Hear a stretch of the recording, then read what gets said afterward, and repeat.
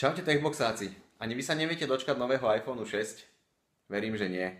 Ani Samsung sa ho nevedel dočkať, preto ešte pred predstavením samotného nového iPhoneu, ktoré bude iba za niekoľko týždňov, uviedol jeho priameho konkurenta.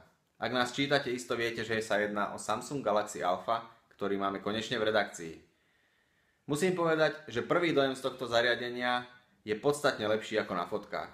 Keď si pozriete fotky, možno vás napadne, že vyzerá takisto ako všetky ostatné iné Samsungy, ale musím povedať, že presne takto mala vyzerať súčasná vlajková loď Samsung Galaxy S5. Proste spracovanie Alfy je geniálne a hliníkový rám budete milovať. Práve hliníkový rám dáva samotnému smartfónu Samsung Galaxy Alpha punc výnimočnosti, luxusu a jedinečnosti. Jeho spracovanie je fakt na vysokej úrovni a v momente, keď tento smartfón chytíte do ruky, pochopíte, že držíte niečo výnimočné. Samsung si je toho asi vedomý, práve tak výnimočne preto nastavil aj cenu, ktorá je, myslíme si, trošku nadsadená, ale uvidíme, ako sa k tomu postaví trh. My vám prinesieme plnohodnotnú recenziu Samsungu Galaxy Alpha, v tomto videu však radi spomenieme prvé dojmy.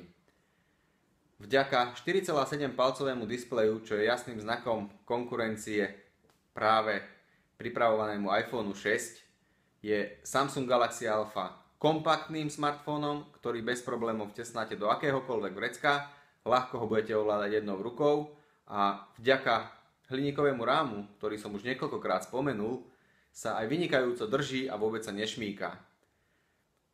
Bohužiaľ, Samsung Galaxy Alpha má aj svoje nevýhody. Medzi ne určite patrí chýbajúca vodeodolnosť, ktorú si všimnete po odobratí zadného krytu, chýbajú akékoľvek prvky vodeodolnosti. Tu by som v tejto triede, dajme tomu, očakával.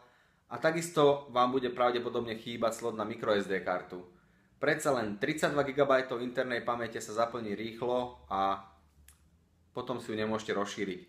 Určitou náplasťou na to je, že dostanete 50 GB v online úložisku Dropbox na 2 roky, ale to nie je všetko.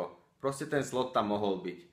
Druhým takým menším obmedzením môže byť slot na nanoSIM kartu. Ak používate microSIM kartu, budete si ju musieť bohužiaľ vymeniť za menšiu nanoSIM kartu. A tretím menším nedostatkom Samsungu Galaxy Alpha bude pravdepodobne nižšia výdrž, vzhľadom na to, že používa batériu s menšou kapacitou.